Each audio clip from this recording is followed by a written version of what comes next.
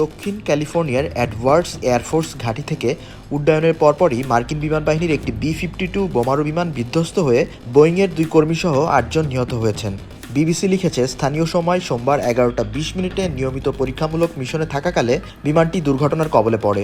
দুর্ঘটনার পর আকাশে ঘন কালো ধোঁয়ার বিশাল কুণ্ডলী দেখা যায়, যা বহু মাইল দূর থেকেও দেখা যাচ্ছিল।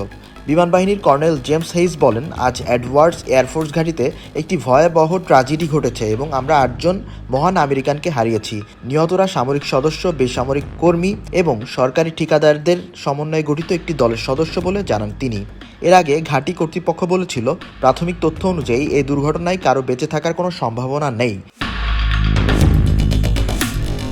কর্নেল হেইস পরে এক ব্রিফিংয়ে জানান, নিহতদের নিকটাত্মীয়দের সঙ্গে যোগাযোগ করা হচ্ছে। তাদের জানানোর 24 ঘন্টার পর নিহতদের নাম প্রকাশ করা হবে। হেইস বলেন, এই দুর্ঘটনাটি পুরোপুরিভাবে এডওয়ার্ডস এয়ারফোর্স ঘাঁটির রানওয়ের ভেতরেই সীমাবদ্ধ ছিল। উদ্ভূত পরিস্থিতিতে ঘাঁটির কার্যক্রম সাময়িকভাবে স্থগিত করা হয়। তিনি জানান, ঘাঁটির রাডার আধুনিকীকরণ কর্মসূচিতে সহায়তা করছিল B-52 বিমানটি। উড্ডয়নের পরপরই এটি বিধ্বস্ত হয়ে আগুনে পড়ে যায়। বিবিসি লিখেছে, দুর্ঘটনার কারণ এখনও জানা যায়নি।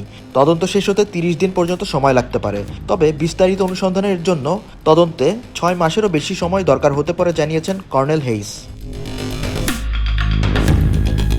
উড়োজাহাজ নির্মাতা মার্কিন কোম্পানি বোয়িং এক বিবৃতিতে বলেছে, তাদের 2 কর্মী বিমানে ছিলেন। তাদের পরিবারের সঙ্গে যোগাযোগ রাখছে কোম্পানি। এ বিষয়ে বিবিসির তরফ থেকে যোগাযোগ করা হলে কোম্পানিটি মন্তব্য করতে রাজি হয়নি। ক্যালিফোর্নিয়ার গভর্নর গ্যাভিন হিউমস এক্স পোস্টে এই দুর্ঘটনাকে একটি মর্মান্তিক ঘটনা বলে উল্লেখ করেছেন। তিনি নিহতদের পরিবার ও এডওয়ার্ডস এয়ারফোর্স ঘাঁটি পরিবারের প্রতি সমবেদনা জানান। বোয়িং B-52 স্ট্র্যাটো ফর্ট্রেস 1950-এর দশক থেকে মার্কিন সামরিক বাহিনীতে ব্যবহার হয়ে আসছে। এটির ডাকনাম দ্য বাফ, যা বিফ আগলি ফ্যাট শব্দগুচ্ছের সংক্ষিপ্ত রূপ।